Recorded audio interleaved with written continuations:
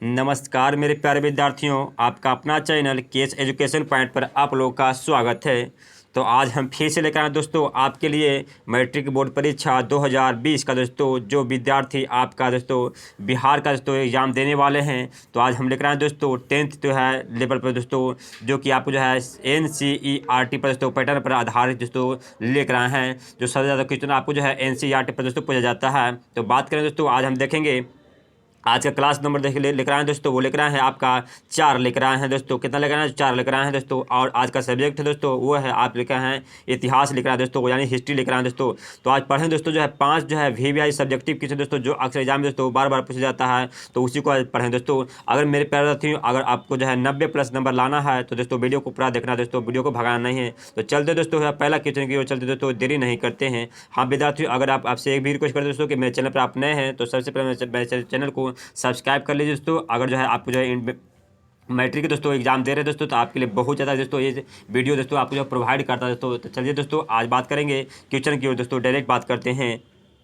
तो पहला क्वेश्चन दोस्तों लेकर आए हैं आपके लिए दोस्तों हिस्ट्री का, कि 1848 ईस्वी के फ्रांसीसी क्रांति का क्या कारण था। दोस्तों यहाँ पर आपको एक ऑब्जेक्टिव यहाँ पर भी बन गया दोस्तों, कि अगर पूछता है कि फ्रांसीसी क्रांति कब हुआ था तो 1848 ईस्वी में हुआ था दोस्तों।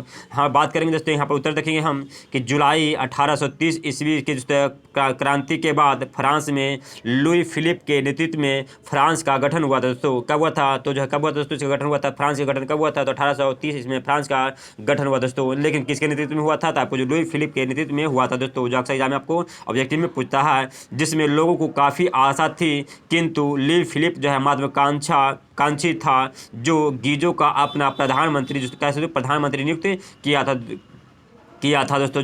जो कट्टर जो प्रतिक्रियावादी था दोस्तों, देश में बेरोजगारों और भूखमरी चरम सीमा पर जो है पार कर चुका था दोस्तों, इस समय कर चुका था। और दोस्तों किंतु पर जो है सरकार उसकी जो है स्थितियों को सुधारने के पक्ष में नहीं था दोस्तों। क्या इसको जो है इस बेरोजगारी की जो है भूखमरी था दोस्तों, उसमें जो है सरकार जो है इसको सुधारने के पक्ष में नहीं था दोस्तों। और फलतः 22 फरवरी 1848 ईस्वी में थियर्स के नेतृत्व में सरकार का काफ़ी विरोध हुआ दोस्तों। कब हुआ था? अगर पूछता है कि जो है कि दोस्तों थियर्स के नेतृत्व में सरकार का जो है काफ़ी विरोध कब हुआ था, तो 22 फरवरी 1848 ईस्वी में तो हुआ था दोस्तों, जिससे लुई फिलिप को गद्दी छोड़ना पड़ जाए। कब पड़ा था? अगर एग्जाम में आपको पूछता है कि लुई फिलिप जो है गद्दी का दोस्तों कब छोड़ा था, तो 1848 ईस्वी में दोस्तों कब छोड़ा था? लुई फिलिप ने गद्दी छोड़ दिया दोस्तों। और नेपोलियन बोनापार्ट दोस्तों, नेपोलियन जो है बोनापार्ट जो है फ्रांस का दोस्तों, नेपोलियन बोनापार्ट जो है दोस्तों आप जो है नेपोलियन बोनापार्ट जो है दोस्तों जो है फ्रांस का दोस्तों शासक बना था दोस्तों। और फ्रांस के इतिहास में इसी क्रांति को जो है फरवरी क्रांति के भी नाम से जाना जाता है। अगर पूछ देता दोस्तों जो है कि फरवरी क्रांति किसे कहा जाता है, तो इसी को हम लोग को करना दोस्तों, लिखना है। फिर एक बार जो है रिकॉल कर देते हैं दोस्तों। 18 दोस्तों क्या दोस्तों जुलाई 1830 ईस्वी में क्रांति के बाद फ्रांस में लुई फिलिप के नेतृत्व में फ्रांस का गठन हुआ दोस्तों, जिसमें लोगों को काफ़ी आशा थी। किंतु लुई फिलिप महत्वाकांक्षी था, जो गीजो को अपना प्रधानमंत्री नियुक्त किया था दोस्तों। क्या था? जो कट्टर प्रतिनिधि जो है प्रतिक्रियावादी था दोस्तों, जो देश में बेरोजगारों और भुखमरी चीज है चरम जो है सीमा पार कर चुकी थी दोस्तों, परंतु सरकार उसकी स्थितियों को जो है सुधारने के पक्ष में नहीं था। फलतः 22 फरवरी 1848 ईस्वी में जो है थियर्स के नेतृत्व में सरकार का काफ़ी विरोध हुआ दोस्तों, जिसने लुई फिलिप को गद्दी छोड़ना पड़ गया था दोस्तों। और नेपोलियन बोनापार्ट फ्रांस का शासक बन गया दोस्तों। अगर पूछ देता है कि फ्रांस का जो है दोस्तों जो है नेपोलियन बोनापार्ट जो है फ्रांस का गद्दी शासन कब बना था दोस्तों, तो आपको बना था 1848 ईस्वी में बन गया था दोस्तों। और इतिहास में दोस्तों इसी को क्या कहते हैं, तो इसी को जो है इसी क्रांति के दोस्तों जो है हम जो है फरवरी क्रांति के नाम से भी जाना जाता है। चलेंगे दोस्तों देखेंगे हम जो सेकेंड नंबर दिया गया क्वेश्चन आपके, कि इटली के एकीकरण में मेजनी काबूर और गैरीवाल्डी के योगदानों का दोस्तों वर्णन करें। बहुत ज़्यादा भी दोस्तों आपके एग्जाम में दोस्तों बहुत ज़्यादा भी है क्वेश्चन दोस्तों। यहाँ पर देखना वीडियो पूरा देखना दोस्तों। अगर एक क्वेश्चन भी आपको छूट जाता है दोस्तों, आप मिस हो जाता है दोस्तों, आपको हो जाता है मेरे प्यारे विद्यार्थियों, तो बहुत ज़्यादा भी दोस्तों आपको जो कन्फ्यूजन हो जाएगा। यहाँ बात करते हैं कि इटली के एकीकरण में मेजनी काबूर और गैरीवाल्डी का योगदान का वर्णन करना है। तो कैसे करना दोस्तों, यहाँ पर देखेंगे पहला नंबर देखेंगे दोस्तों है मेजनी के बारे में दिया गया है कि मेजनी क्या है। तो मेजनी जो है एक जो है सेनापति था। अक्सर एग्जाम में पूछता है, ऑब्जेक्टिव में पूछता है कि मेजनी दोस्तों एक क्या था। तो मेजनी जो है क्या था, सेनापति था दोस्तों, जिसने 1831 ईस्वी में यंग इटली के जो है नामक के संस्था का जो है स्थापना किया था।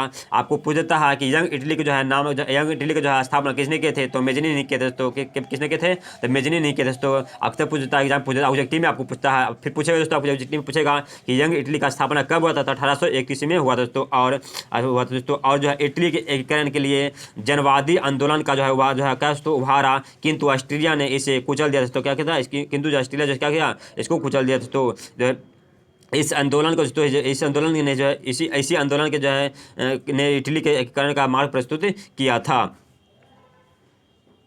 आगे देखेंगे काबूर के बारे में दिया गया है कि काबूर एक जो है कूटनीतिज्ञ एवं दोस्तों क्या राष्ट्रवादी था, जिसे विक्टर एमुअल ने इटली का प्रधानमंत्री नियुक्त किया था। किसने किया था, तो इटली का प्रधानमंत्री किसने नियुक्त किया था, तो विक्टर एमुअल ने नियुक्त किया था दोस्तों। फिर देखना है दिया गया है कि काबूर एक जो है जनता था। काबूर जो है यह जानता था कि जो है ऑस्ट्रेलिया इटली का एकीकरण का प्रमुख बाधक बन सकता है, लेकिन जो है उसके बाद जो है क्रीमिया युद्ध में दोस्तों क्या क्रीमिया युद्ध में दोस्तों फ्रांस के साथ दिया, जिसमें ऑस्ट्रेलिया पूरी तरह से पराजित हो गया था दोस्तों। और उसने जो है इटली का एकीकरण को जो है योग का समस्या बनाने में भी सफल हो गया था। आगे पूछ लेता है गैरीबाल्डी के बारे में कि गैरीबाल्डी जो एक जो है महान जो है क्रांतिकारी था। अक्सर दोस्तों आपको ऑब्जेक्टिव में पूछता है कि एक बार गैरीबाल्डी क्या था, तो एक जो है महान क्रांतिकारी था जो पेशे से दोस्तों क्या था, नाविक था। आपको एग्जाम में भी पूछता, ऑब्जेक्टिव में पूछेगा कि जो है गैरीबाल्डी पेशे से क्या था, तो गैरीबाल्डी जो है पेशे से नाविक था। क्या था, तो नाविक था, जिसने सिसिली और नेपुल्स की जीत कर विक्टर जो है एमेन को सौंप दिया था, जिसके जो है फलस्वरूप 1871 ईस्वी में इटली का एकीकरण हो गया दोस्तों। फिर से इसका रिकॉल कर देते हैं कि गैरीबाल्डी के बारे में कि गैरीबाल्डी ये क्या था, महान क्रांतिकारी था जो पेशे से क्या था, नाविक था। क्या था दोस्तों, नाविक था, यानी जो है हम कह सकते हैं नाव चला जो है एक दूसरे देश से आप जो एक देश से दूसरे देश तक वो जाता था, समुद्र की सहायता से वो जाता था।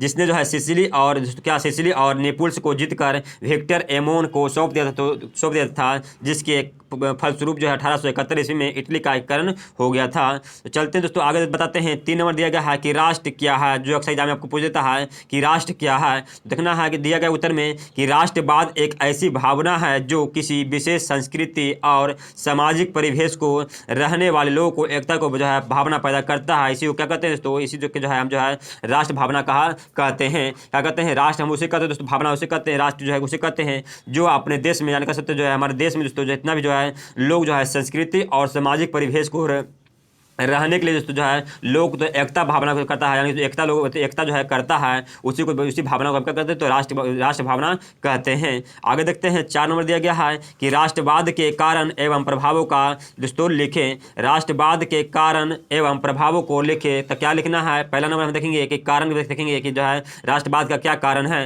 राष्ट्रवाद का कारण है दोस्तों वो है राष्ट्रवाद का उदय में फ्रांसीसी क्रांति की भूमिका काफ़ी महत्वपूर्ण मानी गई थी, इसके जो है अतिरिक्त नेपोलियन बोनापार्ट के अपरमन नीति और अब जो है औद्योगिक क्रांति आप बोला दोस्तों, औद्योगिक क्रांति को जो है भी आपको जो है राष्ट्रवाद के उदय का कारण माना जाता है। अक्सर एग्जाम में वही पूछ देता है कि औद्योगिक क्रांति कहाँ से हुआ था, तो सबसे पहले कहाँ हुआ था, तब फ्रांस में हो दोस्तों आपको हुआ था, औद्योगिक क्रांति हुआ था।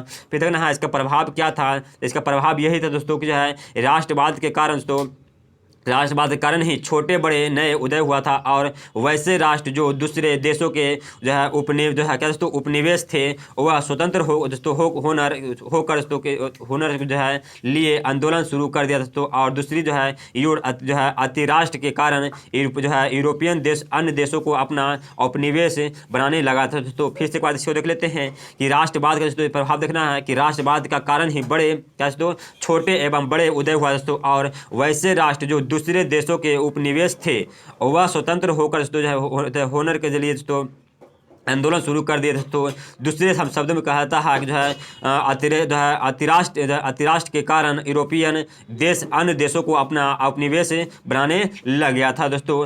5 नंबर देखेंगे दिया गया है दोस्तों कि आज का लास्ट क्वेश्चन देखते हैं कि जर्मनी के एकीकरण में दोस्तों ऑस्ट्रेलिया का क्या भूमिका दोस्तों, जो अक्सर एग्जाम में दोस्तों आपको बार बार पूछ देता है। और दोस्तों एग्जाम जो है आपको जो है 2018 में दोस्तों पूछा गया है दोस्तों, 2020 में भी 2019 में भी पूछा गया है कि जर्मनी में दोस्तों जर्मनी के एकीकरण में ऑस्ट्रेलिया का क्या भूमिका था। तो देखना है कि क्या भूमिका था दोस्तों।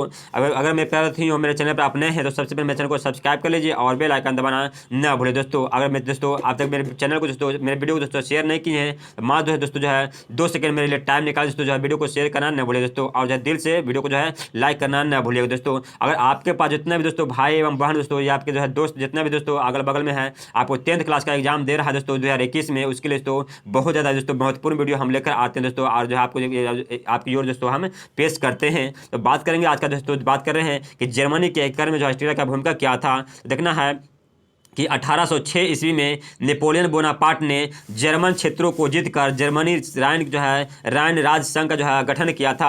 आपको ऑब्जेक्टिव में ये पूछेगा दोस्तों कि जो है नेपोलियन बोनापार्ट